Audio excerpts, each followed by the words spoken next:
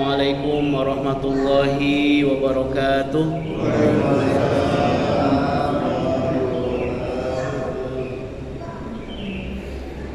Alhamdulillah alladzi arsala rasulahu bil huda wa dinil haqq liyudhhirahu 'ala ad-dini kullihi wa kafa billahi shahida.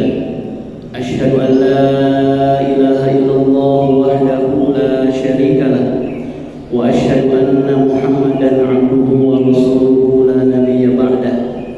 Allahumma fassalli wa sallim ala hadzal nabiyil karim nabiyina wa qudwatina wa qurrati a'yunina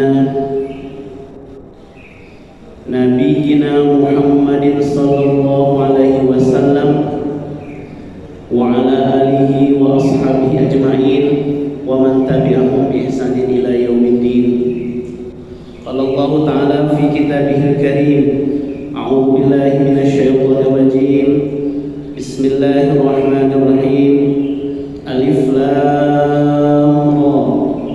Kitabun anzalnahu ilaika litukhrijan nasa minadh dhulumati wan nuri bi'izni rabbihim ila siratil azizil hamid. Yang saya hormati Bapak Haji Idrus Yahya, Ketua Muhammadiyah Kota Depok.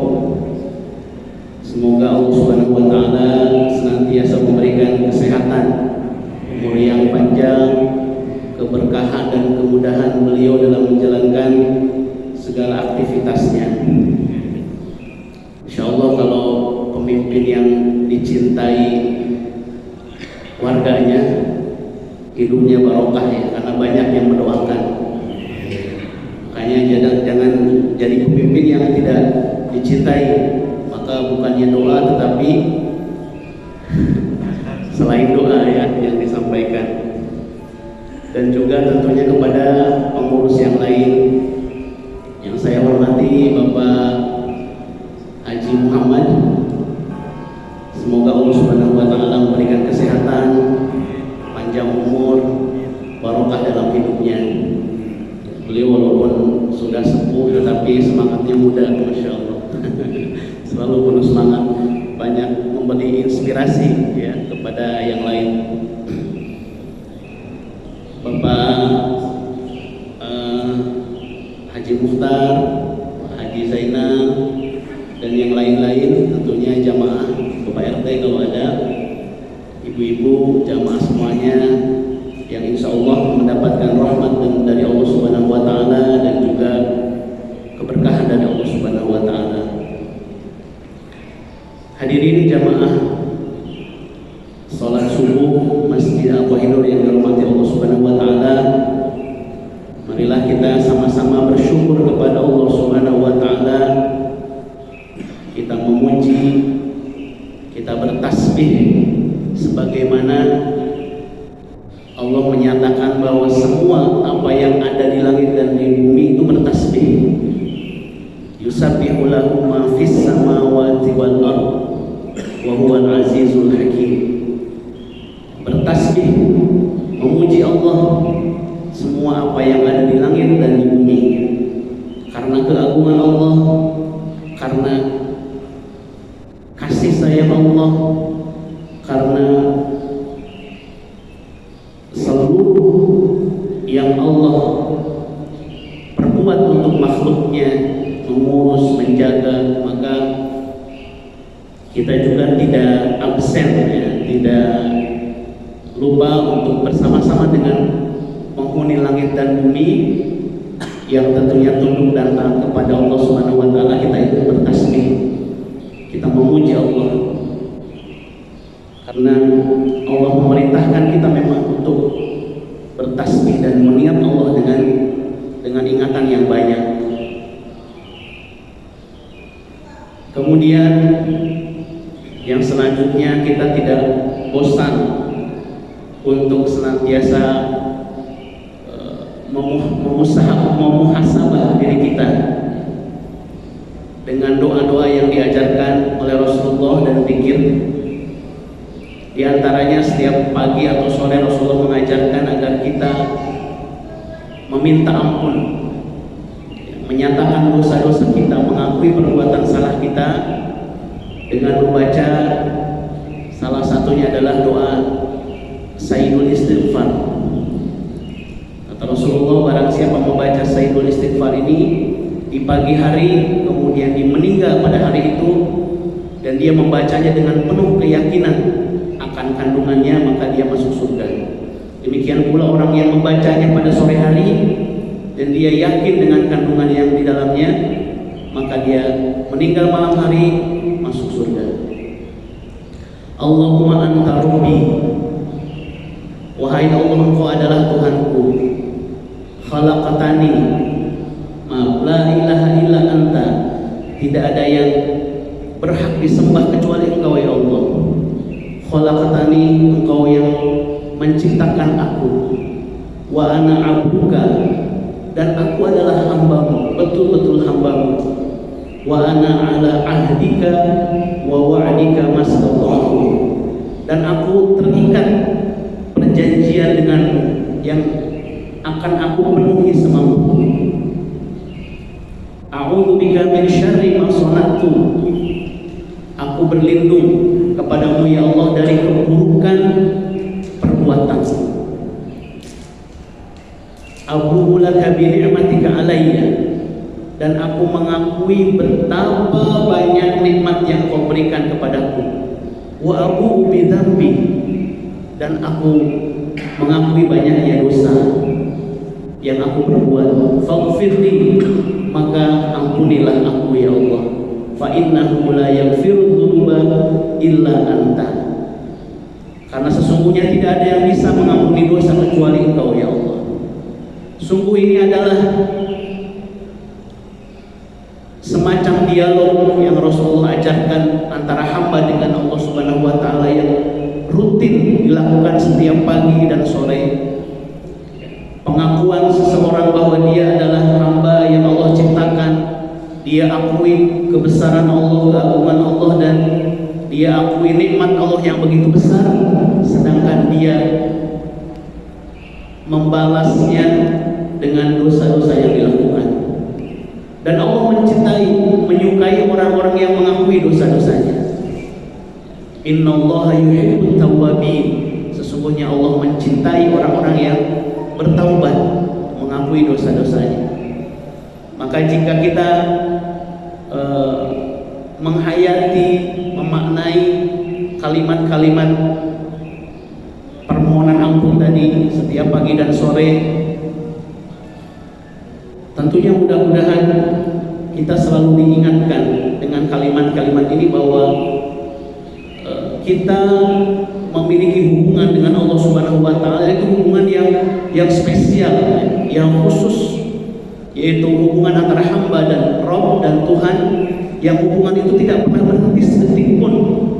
Allah selalu melihat apa yang kita lakukan, Allah balas, Allah catat melalui para malaikatnya, catat setiap perbuatan kita.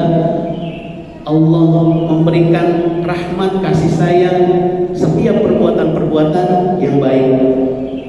Salah satu contoh, misalkan kita di taklim subuh ini, maka Rasulullah menyampaikan, di hadisnya sering kita baca, majtama'a qaumun fi baitin min buyutillah, barang siapa suatu kaum dia berkumpul di salah satu masjid di antara masjid-masjid Allah, yatluna kitab Allah, dibaca Al-Qur'an. Tadi oleh Bapak ya, membacakan Al-Qur'an dengan sangat baik. Wa yatadawwasunahu bainahum, mempelajari apa isinya, apa kandungannya. Illa nazzalat alaihimus sakinah, kecuali Allah akan memberikan sakinah, ketenangan dalam jiwa. Wa ghasyiyatuhum rahmah, Allah limpahkan rahmat kasih sayang. Wa hafathumul malaikah, Allah mengutus para malaikat untuk hadir. Wahai para malaikat, hadir, datangi majelis-majelis alim, datangi majelis-majelis ilmu di mana hambaku semua sedang memuji, hambaku sedang membaca ayat-ayatku, kalam-kalamku. Maka datang malaikat memenuhi majelis alim, majelis ilmu.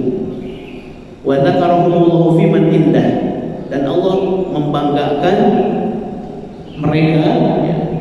di komunitas langit. Jadi kita orang yang sering ngaji, sering taklim, insya Allah populer karena disebut-sebut oleh Allah. Kata Rasulullah, wa dzakarakumullahu fi man indah. Jadi disebut-sebut namanya di komunitas malaikat. Ya, walaupun di dunia kita agak terkenal, mudah-mudahan ya, karena kita sering ngaji, kita dikenal di kelompok di komunitas malaikat.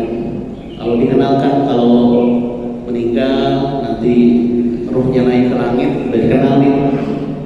Pak Haji, Pak Hamzah, tukang azan misalnya, orang yang soleh, masya Allah, malaikat sudah kenal, rajin ngaji, rajin taklim, maka dimudahkan datang naik lagi ke atas, seperti itu. Bapak-bapak, ibu-ibu, jamaah sholat subuh yang dirahmati Allah Subhanahu Wa Taala, pada pagi hari ini, insya Allah kita akan temanya adalah Al-Quran, kasih sayang Allah untuk manusia. Tentunya tema yang sering kita dengar, mungkin juga sering dibahas ya. Insya Allah kita mengulang-ulang tema-tema ini agar lebih ingat lagi, lebih melekat lagi, dan kita mendapatkan manfaat. Al-Quran itu adalah kasih sayang Allah untuk manusia. Tentu kita sepakat ya. Bagaimana kita memahami ini? Al-Quran ada ya, di rak-rak masjid, di lemari kita kadang-kadang membaca habis sholat. Dia disebutkan dia kasih sayang Allah untuk manusia. Kita coba awali dari kita memperhatikan salah satu surat Al-Quran yang paling pendek, yaitu surat Wal-Asr. Di surat Wal-Asr Allah bersumpah Wal-Asr. Sumpah ini menunjukkan ayat-ayat selanjutnya ini penting, kata para ulama begitu. Innal insana lafi khusr. Sesungguhnya manusia berada dalam kerugian. Ini kalimatnya taukid semua, jadi ada penekanan. Inna, sesungguhnya manusia, la-nya itu penekanan. Benar-benar fil khusr, berada dalam. Gunakan fi itu artinya di dalam. Artinya dia berada di dalam bulatan kerugian itu. Jadi dia benar-benar rugi. Innal insana lafi khusr, artinya manusia itu benar-benar dalam keadaan rugi. Tentunya ruginya bukan rugi versi manusia, versi dunia ya. Yang kita kenalkan rugi itu kalau kita dagang modalnya 100.000, di akhir dagang kita dapat 70.000, sedangkan barangnya habis, itu rugi namanya. Atau kita berdagang dalam waktu lama ya, 1 bulan, 2 bulan, modalnya nggak balik, ya kita rugi. Dan kerugian tidak disukai oleh manusia. Tetapi Allah ingin manusia memahami bahwa kerugian di sini adalah kerugian berat, kerugian yang besar, gitu ya. Dalam tafsir disebutkan nih kerugian di sini adalah manusia tidak mendapatkan petunjuk. Dia tidak bisa beribadah, dia tidak melaksanakan ibadah, dan dia berada dalam kesesatan. Jadi kerugian itu dia berada dalam kesesatan, dia nggak ibadah, dia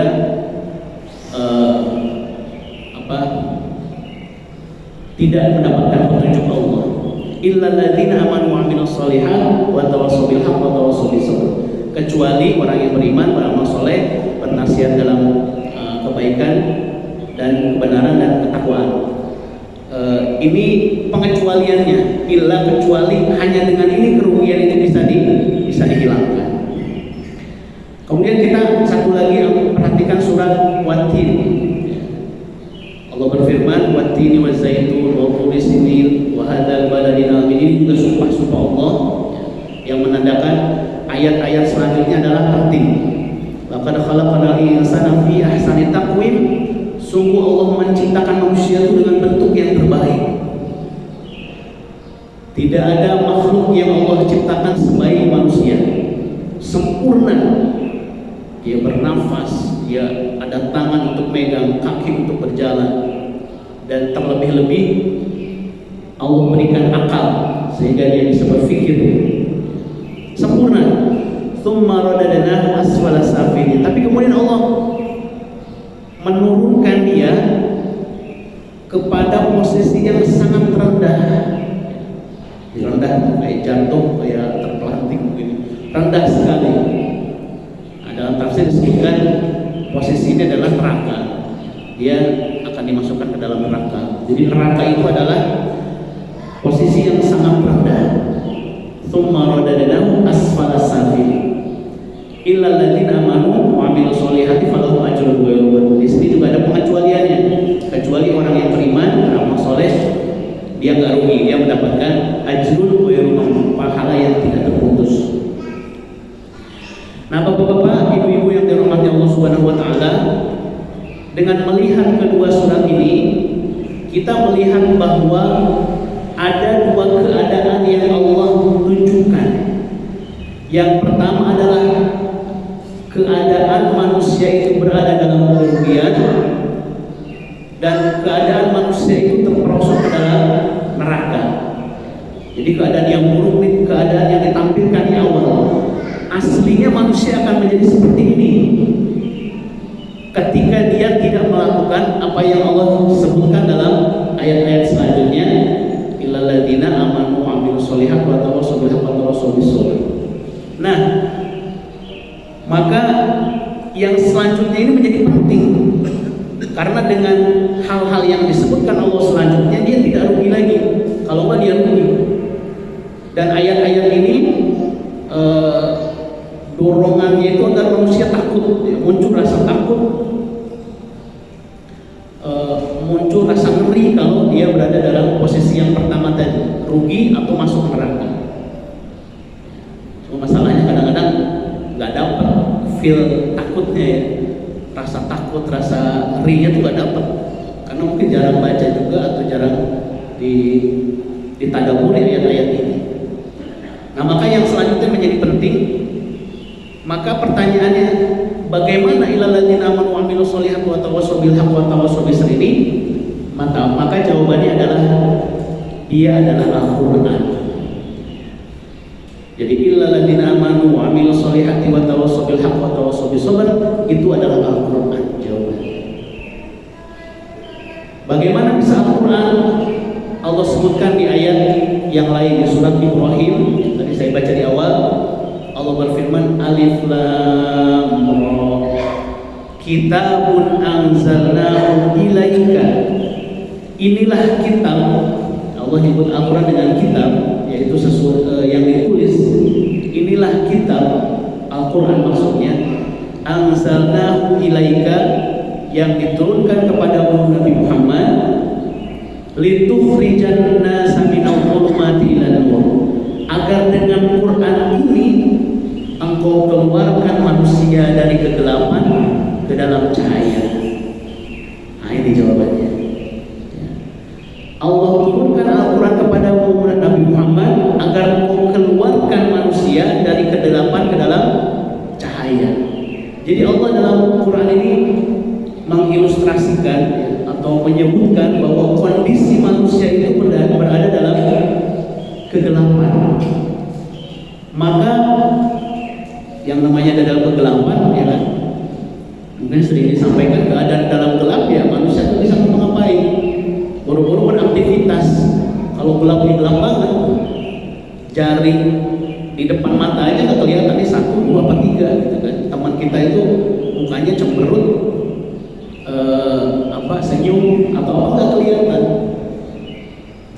Kita ngecas HP ini, colokan HP kan mudah aja gitu. Tapi kalau mati lampu coba aja, walaupun lubangnya 2 kita taruh itu susah banget. Saking kan pada rajin ngecas ya. Saking betul-betul mata itu harus koordinasi gitu ya dengan tangan. Jadi kondisi gelap. Dan kalau dalam sejarah tentunya bangsa Arab saat Rasulullah diutus, jahiliyah, itulah kegelapan. Dikeluarkan dari kegelapan itu ke dalam cahaya. Cahaya artinya kehidupan yang terang, kehidupan yang terlihat. Dia bisa berjalan, dia bisa beraktivitas, dia bisa melakukan sesuatu. Maka dengan ayat ini kita menjadi jelas bahwa Al-Qur'anlah yang menjadikan manusia keluar dari kondisi kegelapan ke dalam kondisi cahaya. Itu mah kita udah paham, udah tahu gitu ya. Tetapi apakah kita betul-betul memanfaatkan Al-Qur'an untuk keluar dari kegelapan menuju cahaya? Ini pertanyaannya yang harus kita evaluasi kepada diri kita sendiri. Jadi kita bisa ambil beberapa pelajaran bahwa Allah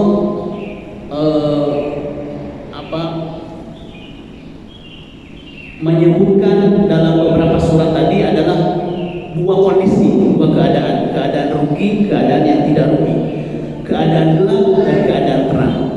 Artinya Al-Quran itu mengubah. Jadi fungsi Al-Quran adalah mengubah, memberi hidayah, memberi petunjuk, memberi penjelasan. Itu artinya mengubah manusia yang berada dalam kondisi yang satu, yang rugi, yang gelap, ke dalam kondisi yang sebaliknya. Maka kita harus menjadikan Al-Quran itu sesuatu yang mengubah diri kita. Apa yang diubah? Yang pertama tentunya mengubah kemusyrikan menjadi tauhid. Kita ambil contoh di mana Al-Quran baru diturunkan di zaman Rasulullah, mengubah musyrik. Musyrik itu artinya menyembah banyak Tuhan ya. Kalau di bangsa Arab saat itu menyembah patung-patung, berhala-berhala, ke dalam tauhid. Tauhid itu artinya menjadikan hanya Allah Subhanahu wa taala sebagai satu-satunya Tuhan yang berhak disembah, diibadahi, ditakuti, diikuti, dicintai. Dihilangkan semua penyembahan kepada selain Allah, dihilangkan semua menjadi tauhid. Tauhid itu artinya bergantung. Allahus Samad, Allah lah satu-satu tanpa manusia bergantung. Kita ambil contoh seorang sahabat Rasulullah, contohnya sering kita dengar, kita ulang saja ya, yaitu sahabat Umar bin Khattab. Umar bin Khattab ini seorang pemuda, dia masuk Islam dalam usia muda. Dia lebih muda dari Rasulullah belasan tahun ya. Dia masuk Islam dalam kitab sirah itu sekitar 27 tahun umurnya. Umar ini nanti akan jadi mertuanya Nabi karena anaknya nanti akan menikah dengan Nabi. Jadi dia sahabat yang dekat. Umar itu ketika mudanya kerjanya senangnya nongkrong, minum-minum di pasar, namanya pasar Ukas. Dia sering ngobrol, kemudian dia sekali-kali berbulan. Jadi Umar ini jago bulan karena fisiknya besar, dia lebih tinggi dari teman-temannya. Pokoknya jagoan lah gitu ya. Pokoknya dikenal teman-teman itu jagoan. Kalau bulan nggak pernah kalah. Dan dia memiliki kebencian kepada Islam pada mulanya. Tetapi yang menarik, Umar ini walaupun kelihatan kalau bahasa sekarang mungkin kayak begajulan gitu ya, tapi dia itu cerdas. Dia satu di antara yang sedikit di masa itu yang bisa baca tulis. Jadi Umar itu baca tulis bisa. Teman-temannya banyak yang nggak bisa baca tulis. Umar bisa sehingga dia rajin baca. Ya. Jadi dia cerdas. Makanya nanti dia termasuk khalifah yang menonjol kecerdasannya. Jadi masa Umar itu, Khalifah Umar itu banyak hal-hal yang modern yang dilakukan. Dipilih anggota DPR, lembaga keuangan dan lain-lain itu di masa Umar. Tetapi dia benci kepada Islam. Bahkan dia pernah menyiksa salah seorang budaknya yang kedapatan masuk Islam. Kita lihat bagaimana Quran mengubah dia jadi seorang Muslim. Suatu hari dia dengan keadaan marah, saking udah kesel gitu kan, dia bawa pedang, dia ingin membunuh Rasulullah. Dia jalan, kemudian di tengah jalan ketemu seorang sahabat. namanya Nuaim ya. Sahabat Nuaim ini udah masuk Islam, cuman dia menyembunyikan keislamannya. Dia bertanya, dia lihat Umar jalan mukanya kayak serem gitu kan, wah ini ada apa nih Umar? Anak tangguh, udah tangguh, usia 27 tahun, badannya gede, pemuka kaum ya, orang yang dipandang terhormat. Kata Nuaim, mau kemana Umar? Aku mau mencari Muhammad. Wah bahaya nih kan. Mau ngapain? Aku mau bunuh dia. Kenapa? Dia mengajarkan ajaran yang memecah belah. Jadi dulu juga udah disebut Islam itu katanya memecah belah, fitnahnya begitu. Terus kata Nuaim, wah bahaya nih. Dia berpikir bagaimana ini biar gak terjadi. Maka dia bilang, wahai Umar, kenapa kau sibuk-sibuk ngurusin Nabi Muhammad gitu ya? Sedangkan adik kau sendiri udah masuk Islam tuh, urus aja keluargamu. Ya Muhammad punya keluarga yang bisa melindungi dia. Umar terkejut gitu, yang benar gitu kan, bahasa kita aja gitu kan, yang benar ini. Akhirnya dia nggak jadi, berbalik dia ke rumah adiknya yang bernama Fatimah ibnu Khattab. Ya. Fatimah dan suaminya namanya Sa'id bin Zaid, dia juga salah seorang sahabat utama yang termasuk 10 sahabat dijamin diberi kabar gembira dengan surga oleh Rasulullah. Sa'id bin Zaid datang ke rumah. Dan ternyata di sana memang Fatimah sama Zaid sedang belajar Quran kepada seorang sahabat ya, bernama Khubayb bin Araf kalau nggak salah. Singkat kata orang masuk marah-marah sampai adiknya dipukul. Tetapi pada akhirnya dia melihat lembaran Quran dan dia membaca. Dan itu adalah surat Toha. Maka Umar baca surat Toha. Dan ketika Umar membaca surat Toha ini adalah, kalau di video itu kan detik-detik Umar merasakan hidayah. Kalau di framing dalam video zaman sekarang ya. Dan betul, ketika Umar bersentuhan dengan Al-Quran pertama kali, walaupun dia belum Islam, dan Allah memberikan hidayah kepada dia, maka peristiwanya luar biasa. Dia membaca surah Toha, karena dia orang Arab dia langsung paham ya. Ma anzalna 'alaikal Qur'ana litashqa. Tidaklah Quran diturunkan kepada Muhammad untuk bikin kamu susah. Quran itu diturunkan bukan untuk menyusahkan manusia, bukan. Illa tadhkiratan liman yakhsha, melainkan dia adalah tadhkirah, pengingat, untuk mengingatkan kepada orang-orang yang takut kepada Allah. Tanzilam mimman khalaqal arda was samawatil ula, diturunkan dari Allah yang menciptakan bumi dan langit yang tinggi. Maka Umar mendengar ayat demi ayat bergetar hatinya. Sampailah dia kepada ayat 14. Ayat 14, innani anallahu la ilaha illa ana fa'budni. Innani, sesungguhnya, anallah, aku adalah Allah, la ilaha illa ana, tidak ada Tuhan kecuali aku, kata Allah, fa'budni, maka sembahlah aku, wa aqimis sholata li dzikri, dan dirikan salat untuk mengingatku. Maka bercucuran air mata Umar. Dalam sirah disebutkan bercucuran Umar dan bergetarlah hati, maka hatinya dipenuhi dengan hidayah. Ini bukan dari manusia, ini bukan ucapan Muhammad, ini dari Allah Subhanahu wa taala. Maka singkatnya, selesai dibaca surat, dia pergi ke tempat Nabi Muhammad, datang lagi, pergi lagi ya. Nabi Muhammad saat itu sedang berada di rumah salah seorang sahabat yang masih muda, namanya Al-Arqam bin Abil Arqam ya. Jadi rumah yang sering dijadikan pertemuan tuh, ada markas. Jadi memang penting jika Rasulullah berjuang ada tempat yang buat koordinasi lah ya. Karena itu kecil mungkin saat ini dianggapnya radikal ya, karena ada pemerintahan yang lain yang sah. Tapi Nabi Muhammad memang sembunyi-sembunyi saat itu. Allah belum perintahkan dakwah terbuka.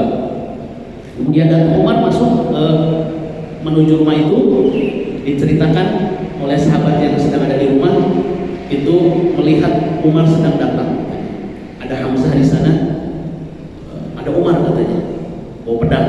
Kata Hamzah, biarkan saja. Kalau dia masuk, tujuannya baik, kita terima. Kalau dia ingin berbuat buruk, biar kita bunuh dengan pedangnya sendiri.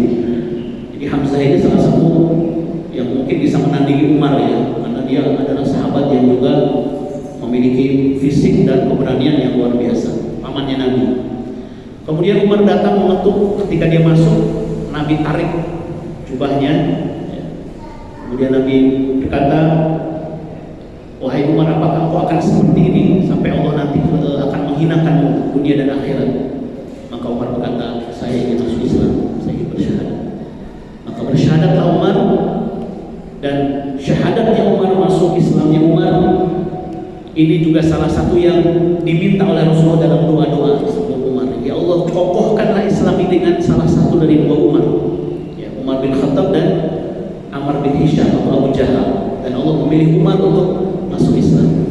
Maka ketika Umar masuk Islam, itu juga mengubah kondisi sosial Islam dengan kafir saat itu. Yang tadinya umat Islam takut-takut, sembunyi-sembunyi, ketika umat masuk Islam itu lebih muncul keberanian. Ya, kata seorang sahabat, ketika umat masuk Islam, izah kita bertambah gitu kan. Kita jadi berani sholat dekat Ka'bah. Ya. Umar itu setelah masuk Islam, apa yang dilakukan? Salah satu yang pertama dilakukan itu dia ingat-ingat siapa orang yang sangat membenci Nabi Muhammad dan Islam. Siapa? Oh, Abu Jahal. Abu Jahal juga termasuk masih ada kerabat sebenarnya. Maka Umar datang ke rumah Abu Jahal, ketok pintu. Abu Jahal buka, weh, apa kabar anak saudaraku, katanya. Kata Abu Jahal. Kata Umar, aku sudah masuk Islam, aku sudah ikut agamanya Nabi Muhammad. Jadi dia sengaja bikin kesel gitu. Abu Jahal marah untuk banting pintu, sungguh buruk kau dan apa yang kau bawa gitu. Maka setelah itu Umar tidak lagi sembunyi-sembunyi. Dia menampakkan keislamannya dengan terang-terangan. Bahkan ketika mau hijrah, perintah Allah untuk hijrah, dia bawa senjata, pedang, panah dia gantung, tombak dia bawa, dia teriak, wahai orang-orang yang ingin istrinya jadi janda, anak-anaknya ingin jadi yatim, ini Umar mau hijrah. Jadi kalau sahabat yang lain kejar sembunyi-sembunyi, kadang-kadang dia kejar, diambil lagi gitu ya. Umar jalan dengan gagahnya. Hadirin jemaah rahimahullah, demikianlah Allah mengubah dengan Al-Quran sosok seperti Umar bin Khattab yang sampai tahun 5 kenabian atau 6 kenabian itu belum masuk Islam. Sahabat Abu Bakar, Utsman, Abdurrahman bin Auf, Sa'id bin Zaid, Sa'ad bin Abi Waqqas, Talha bin Ubaid, itu sahabat-sahabat dekat. Itu awal-awal Nabi, tahun pertama Nabi itu semuanya masuk Islam, semuanya mudah. Umar itu tahun ke-5, ke-6 baru Allah berikan hidayah, dia baru masuk Islam. Karena dia orang yang membandel ya, nggak tertarik awalnya gitu. Tapi dengan Quran Allah ubah. Kemudian Al-Quran juga mengubah para sahabat saat itu menjadi mengidolakan Nabi Muhammad SAW. Jadi muncul idola yang baru saat itu. Saat itu kan asobiah ya, kesukuannya sangat kuat, masing-masing membanggakan sukunya. Orang-orang kaya menjadi dolim gitu ya, punya budak-budaknya disiksa, punya semena-mena. Yang miskin itu betul-betul dalam kesusahan gitu ya. Maka Rasulullah saat itu menjadi idola baru. Para sahabat mencintai Rasulullah dengan sepenuh hati, mencintainya bahkan dengan kecintaan yang luar biasa. Ini masih Umar bin Khattab itu pernah satu saat dia kan perawakannya yang sulit bayangin kita. Umar nangis ya, saat itu. Tetapi Umar pernah nangis ketika datang kepada rumah Rasulullah. Nabi Muhammad melihat Nabi Muhammad sedang tidur dengan alas pelepah kurma yang kasar sehingga badan dan pipinya itu berbekas gitu kan. Umar menangis melihat kondisi Rasulullah, saking cintanya. Rasulullah bangun, kenapa wahai Umar melihat Kisra, raja-raja Persia saat itu duduk di kursi bertahtakan emas, tidur di kasur yang besar dan mewah. Sedangkan kau, wahai Rasulullah, kau tidur hanya di atas tanah yang kasar, berlapiskan pelepah kurma yang membuat badanmu dan pipimu berbekas. Sedangkan kau adalah kekasih Allah. Allah mencintaimu lebih daripada orang yang lain. Kenapa kau seperti itu? Maka Rasulullah tersenyum, wahai Umar, mereka itu adalah kaum yang disegerakan kesenangannya di dunia. Engkau perlu pahami bahwa mereka adalah kaum yang Allah segerakan kesenangannya di dunia, dan tidak lama lagi pasti akan sirna, kata Rasulullah. Apakah engkau tidak menyukai mereka mendapatkan dunia sedangkan kita mendapatkan akhirat? Aku, kata Rasulullah, di dunia ini seperti pengembara yang sedang berjalan, kemudian duduk sebentar berteduh, kemudian berjalan lagi. Itulah posisi di dunia, seperti sedang berteduh sebentar. Ya, sungguh luar biasa percakapan ini antara sahabatnya Umar yang mencintai Nabi, sehingga muncul perasaan iba gitu ya. Tetapi Rasulullah bukan manusia biasa. Rasulullah orang yang Allah kasih wahyu ya. Dalam hatinya semuanya dalam petunjuk, maka dikasih tahulah hakikat yang sebenarnya kepada Umar, bahwa ya memang beginilah, ini bukan tanda kehinaan, tapi justru adalah kemuliaan dari Allah Subhanahu wa Ta'ala ya, karena kemuliaan yang sesungguhnya, kesenangan yang sesungguhnya nanti akan kita dapatkan di akhirat. Jadi perintah zuhud itu memang ada dari Rasulullah. Keadaan yang kita menerima keadaan biasa-biasa saja, walaupun Rasulullah tidak melarang, bahkan menganjurkan juga umat Islam tentunya memiliki kekuatan harta dan ekonomi. Bapak Ibu yang dirahmati Allah Subhanahu wa Ta'ala, kisah yang lain ketika perang Uhud.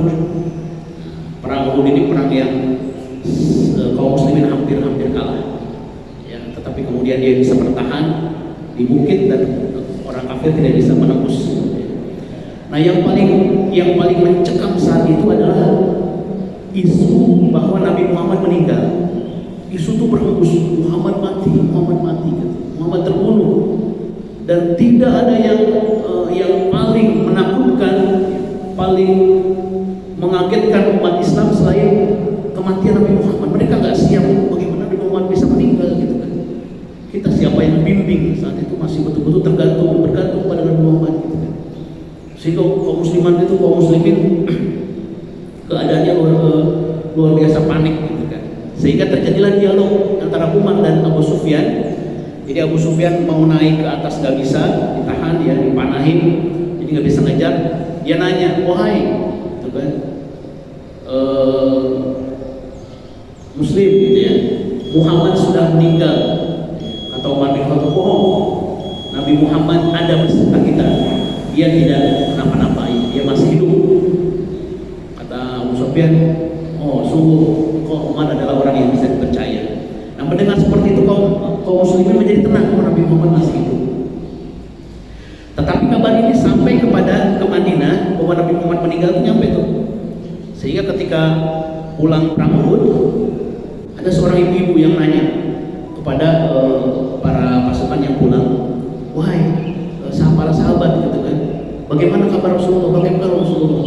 Ibu nih ya, dia ada ibu-ibu saat itu. Nah, sahabat ini ada yang mengenal ibu ini. Wahai ibu, katanya, bapakmu dan suamimu meninggal, terbunuh dalam perang tersebut. Tapi ibu ini yang ajaib, ibu ini seperti nggak dengar gitu kan. Enggak, aku bertanya Rasulullah gimana gitu. Satu lagi anakmu juga meninggal. Enggak, aku tanya Rasulullah gimana. Maka disebutkan Rasulullah sehat. Rasulullah masih hidup, sehat, ada kembali bersama kami.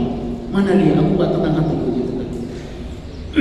Kemudian Rasulullah bertemu dengan Rasulullah, maka dia berkata, wahai Rasulullah, ketika aku melihat engkau masih hidup, maka musibah yang lain terasa ringan.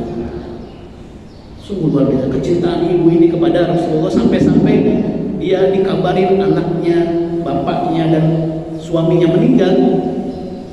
Dia belum peduli saat itu karena pikirannya ke Rasulullah. Ya, mungkin setelah itu dia sedih juga ya. Tetapi prioritas dalam diri dia, Rasulullah benar gak nih meninggal? Karena isunya Rasulullah meninggal. Ketika Rasulullah baik-baik saja, kata dia musibah yang lain pasti. Dan itu memang bahkan kecintaan para sahabat kepada Rasulullah itu dipuji oleh Abu Sufyan. Setelah perang Badar ya ada sariyah namanya pengiriman ini, pokoknya ada beberapa sahabat yang ketangkep gitu. Salah satunya adalah Hubayb bin Adi dan Zaid bin Dathina namanya. Nah, dua-duanya dilelang kepada orang-orang kaya yang punya dendam, dibeli, silakan bunuh gitu. Jadi dibeli untuk dibunuh gitu, balas dendam luar biasa kejamnya. Nah, Hubayb itu kisah tersendiri. Nah, kisah Zaid bin Dathina ini akan dibunuh. Kemudian terjadi percakapan, kata Abu Sufyan, wahai Zaid, apakah kamu ridho andaikan Muhammad menggantikanmu untuk berada dalam posisi itu? Dia yang akan dibunuh. Kata Zaid, demi Allah, aku tidak ridho Nabi Muhammad di rumahnya tertusuk duri, sedangkan aku enak-enakan ada di rumah. Jangankan untuk menggantikan posisi untuk dibunuh, tertusuk duri saja aku gak ridho. Ketika Nabi Muhammad tertusuk duri, aku sedang di rumah lagi enak-enak gitu kan. Kata Abu Sufyan, sungguh aku tidak pernah melihat kecintaan seseorang kepada orang lain seperti kecintaan sahabatnya Muhammad kepada Muhammad Sallallahu Alaihi Wasallam, kata Abu Sufyan. Hadirin jemaah rahimahullah, inilah keajaiban Al-Quran mengubah para sahabat menjadi orang-orang yang istimewa, mengubah manusia dari posisi tadi yang rugi, yang rendah, menjadi orang-orang yang kalau para sahabat itu disebut oleh ulama seperti bintang-bintang di langit gitu ya. Itu kehebatannya itu tidak terjangkau akal, tidak bisa dipahami karena saking luar biasanya para sahabat. Nah, para ibu bapak yang dirahmati Allah Subhanahu wa taala, maka yang ingin kita cari tahu tentunya bagaimanakah Al-Quran yang turun kepada Rasulullah dan Al-Quran yang ada sekarang itu adalah Al-Quran yang sama. Mukjizatnya tidak akan berkurang, kehebatannya tidak akan berkurang. Tetapi kenapa manusia, orang-orang beriman pada saat ini itu berbeda menerima dampak dari Al-Quran? Jadi yang terbentuk bukan generasi seperti sahabat yang istimewa tadi. Kenapa semakin lama semakin menurun gitu ya? Walaupun tentunya secara sunnahnya sudah disampaikan Rasulullah, khairul qurun qarni, sebaik-baik generasi adalah generasiku. Sumayyunahum. Setelah itu generasi sudahnya sudah 3 generasi yang terbaik kata Rasulullah. Al-Quran juga menyebutkan mereka itu ulaikal muqarrabun, mereka itu adalah orang yang dekat dengan Allah. Tsullatun minal awwalin wa qalilun minal akhirin. Banyak dari golongan terdahulu, sedikit dari golongan yang akan datang. Jadi memang mereka istimewa ya. Dan jumlahnya banyak di zaman dahulu, sekarang sedikit, tapi mungkin ada. Nah, tetapi kita coba tentunya mencari tahu apa kata ulama, apa kajian dari ulama, bagaimana para sahabat itu bisa seperti itu sehingga kita meniru sedikit demi sedikit ya, kita bisa mengambil manfaat yang lebih besar dari Al-Quran Al-Karim. Ya, ada beberapa hal mungkin yang bisa kita cermati. Yang pertama adalah para sahabat itu memandang kebesaran, kesempurnaan Al-Quran itu dari kebesaran dan kesempurnaan yang menurunkan Al-Quran.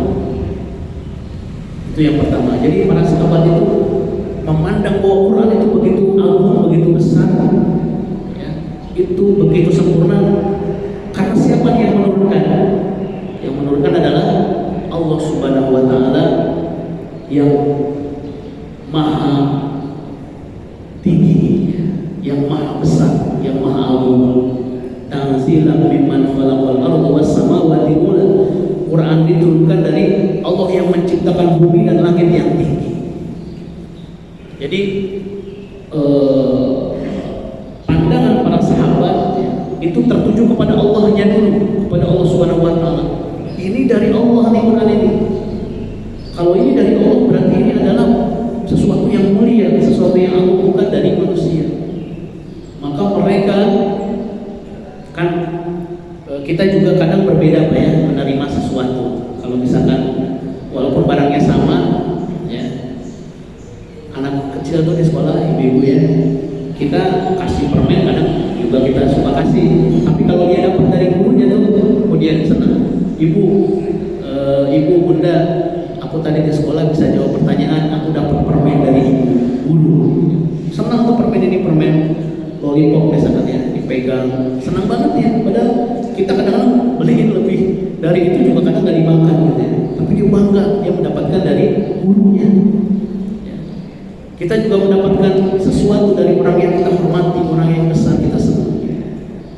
Ya. Mendapatkan misalkan apa? Misalkan saya dikasih minyak wangi dari Pak Haji itu segitu. Padahal minyak wangi saya bisa beli, tapi kalau dikasih beliau saya senang banget gitu. Saya merasa luar biasa, ini bentuk kecintaan beliau kepada saya misalkan. Bukan saya minta minyak wangi ya Pak Haji. Jadi sesuatu yang kita dapat dari orang yang kita hormati. Maka para sahabat memandang Al-Quran itu sangat mulia karena Al-Quran itu turun dari Allah yang Maha Mulia. Maka terakhir mungkin ya, para sahabat menerima Al-Quran itu dengan perasaan gembira, perasaan ta'zim, hormat, kemudian juga harap-harap cemas karena di sana ada perintah dan larangan yang balasan dan ikobnya ya, hukumannya itu sangat luar biasa. Maka nanti para sahabat akan memiliki keyakinan yang mutlak kepada Al-Quran dan juga akan menjalankan perintah Quran dengan spontan tanpa protes dan seterusnya. Mungkin ini yang bisa saya sampaikan. Beberapa hal nanti mungkin kita bisa bicarakan di pertemuan yang kalau ada waktu lagi. Intinya para sahabat menjadikan Quran itu sesuatu yang diikuti ya. Ketika turun ayat hijab, semuanya paginya berhijab. Kata Aisyah, sungguh hebat wanita Ansor. Malamnya turun perintah hijab, paginya seluruh muslimah sudah berhijab. Bahkan ada yang menggunakan kelambu ya, atau taplak meja kalau kita ya, jadikan hijab. Ketika turun ayat khomer, larangan, maka banjir khomer, tumpah-tumpahkan yang minum khomer haram, tumpahin semuanya. Itulah potret para sahabat yang tentunya kita ingin ikuti sehingga umat Islam bisa mulia kembali dengan Al-Quran. Ya, umat Islam hanya akan mulia kalau dia kembali kepada Al-Quran. Aku qouli hadza astaghfirullahi wa lakum. Assalamualaikum warahmatullahi wabarakatuh.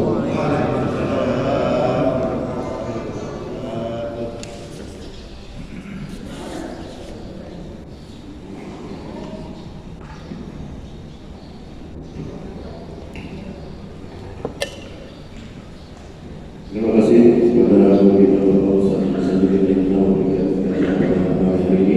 Mudah-mudahan apa yang disampaikan kita bisa terapkan dalam kehidupan sehari-hari dan selalu istiqomah menjalankan ibadahnya.